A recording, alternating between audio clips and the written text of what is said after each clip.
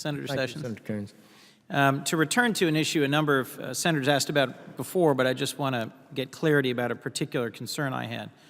The intelligence community has issued a unanimous opinion with high confidence that at the highest levels, the Russian government engaged in an organized cyber attack that was designed to influence the American elections. And it is, as you've mentioned before, emblematic of the kinds of threats that the United States faces, whether it's China stealing our intellectual property or hacks into our federal database that affects a lot of federal workers, or in this case, a direct attack on democracy. And you mentioned in response to a previous question you haven't been fully briefed on this. But there is a bipartisan bill that's been introduced to strengthen and sustain sanctions against Russia for this attack on our democracy. Is that something you'd support? That is something that's appropriate for Congress and the chief executive to consider. In other words, how do you respond to what's believed to be a cyber attack from a major nation? It's difficult to just say, well, we're going to prosecute the head of the KGB or some group that's participated in it, no longer a KGB, of course.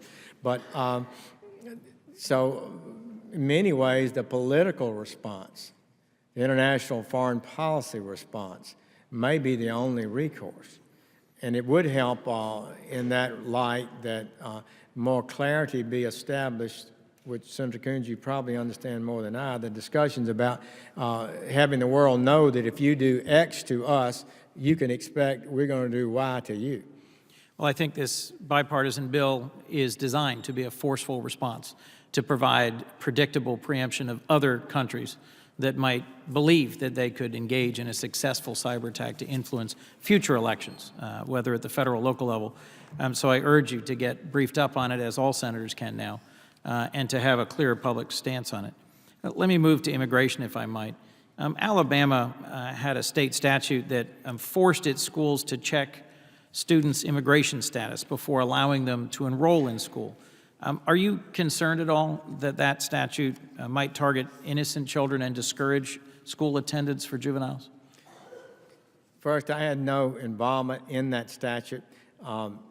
Secondly, I believe the court struck that statute down. I'm not sure. I believe that's correct. Some of the act was declared improper and some not. So I don't, what was your question exactly? Well, I'll follow up if I Yeah. could. There was a statute in Alabama that was designed to require teachers, school administrators, to check the immigration status of students before enrolling them. And I believe at that point 5 years ago, you made a public statement that we've allowed a sad situation for decades where large numbers of people are in this country illegally, and it's going to have unpleasant and unfortunate consequences. Some took that to mean that you felt that it was an unfortunate consequence, but appropriate, that children who were brought here illegally by their parents could be denied access to education. Well, they cannot be denied access to education. The courts have decided that, as I understand it. The question is, could you even ask if you're lawfully in the country or not?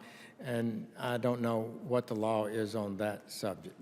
But what I was getting at was that this is a continual problem and will continue to be a problem if we don't end the lawlessness.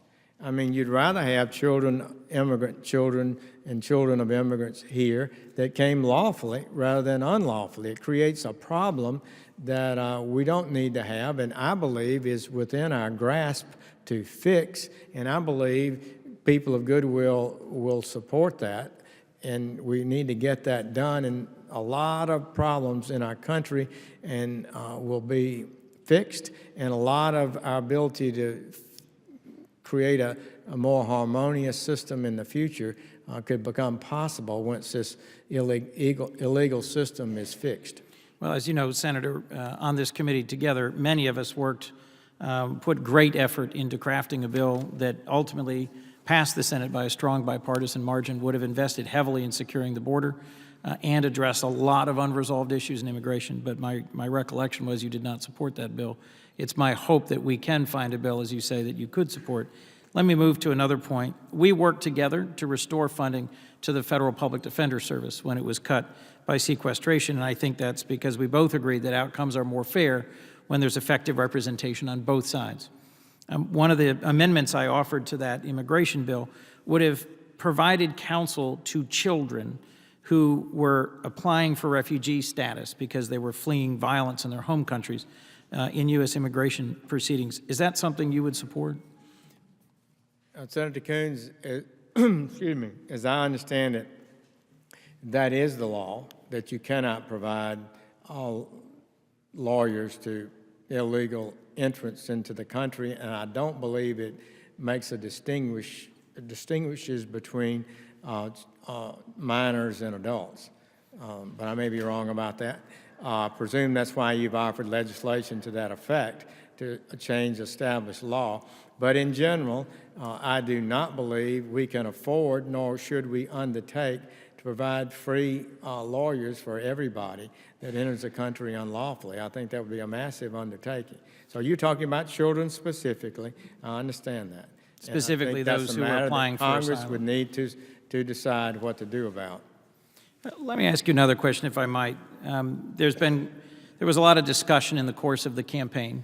It was a very vigorous campaign about the role of immigrants and in particular Muslims in this country. And I just want to make sure I've understood this. You believe it's improper for the government to discriminate based solely on a person's religion, correct? That's incorrect. I believe that religion, as practiced by and understood by an individual, could make that individual subject to being denied admission if that individual's practice of their religion would present a threat to the country. So we have no requirement to admit somebody who claims to be religious who would present a threat to the United States, and I strongly think we have every right to inquire into those kind of radical and dangerous ideas that some might present. So there's about 3 million Muslims in the United States today. There have been Muslims in America since its founding. Thomas Jefferson had a copy of the Quran. Would you support a national registry of Muslims? And what sort of surveillance of mosques do you think would be appropriate within the constraints of civil liberties and respect for free exercise? I would not favor a registry of Muslims in the United States. No, I would not. And I think we should avoid surveillance of religious institutions unless there is a basis to believe that dangerous or threatening illegal activity could be carried on there. I'm not aware that there's a legal prohibition on that under current law. Let me ask a last question, if I might. As Alabama's Attorney General, this is back in 1996, there was a conference planned at the University of Alabama, and this was for LGBT students. A conference to talk about a wide range of issues, from health to status in society for the LGBT community. And based on a state law, you sought to prevent that conference from happening. And a federal district court held that the existing state statute, Alabama state statute, that prevented gatherings in public buildings for the advocacy of sodomy and sexual misconduct, I'm quoting, the district court held that that clearly violated the First Amendment, the free speech rights of students to gather and talk about their lives. And you publicly announced that you intended to do everything you could to stop that conference, and I believe sought an injunction, which was later denied, and the 11th Circuit later held that this law was unconstitutional on its face. Would you think, looking back on this now, given your statement earlier that you understand the needs for justice of the LGBTQ community, that it was a poor use of state resources to defend a law that was so facially unconstitutional? Senator Coons, that statute, the litigation started in another university before I became Attorney General. It was going on for about a year, and I believe the litigation arose from the group filing a declaratory judgment against the law, and as Attorney General, I felt I should attempt to defend the law, and the court ruled against it. And it would have been better we hadn't passed the law, and it would have been better the controversy hadn't occurred.